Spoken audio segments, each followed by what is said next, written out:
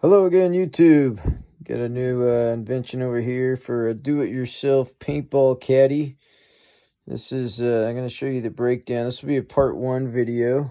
And if you're trying to want to make one of those team loaders, using one of these 5-gallon buckets over here, sparklets, doing a cutoff,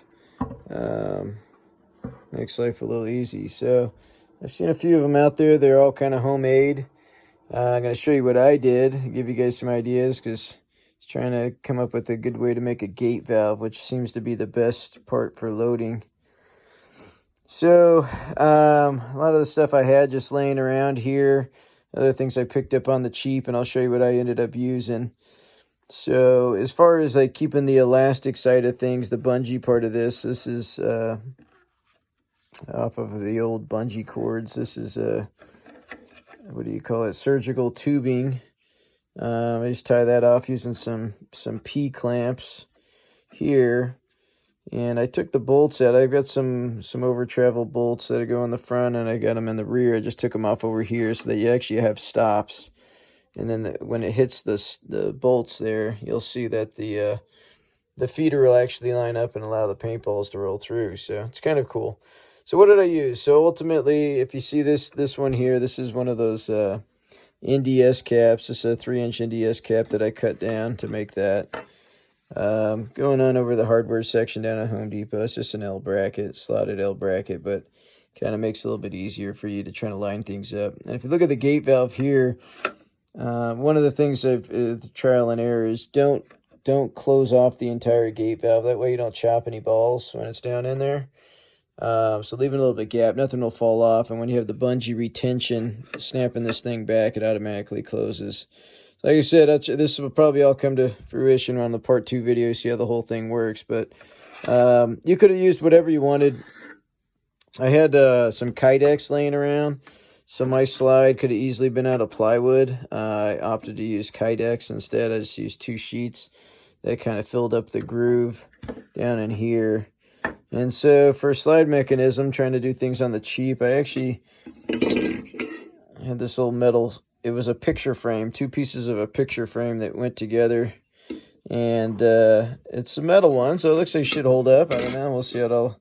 But inside there, you've got your slide rails. So that's the beginning for your gate valve, which is kind of cool. Just got to take a chisel and pop these little pieces off. And then same thing on this end. You just got to open it all the way up so you can slide all the way through, forward and back. I could have grind off the hinge part assembly, but it wasn't very important.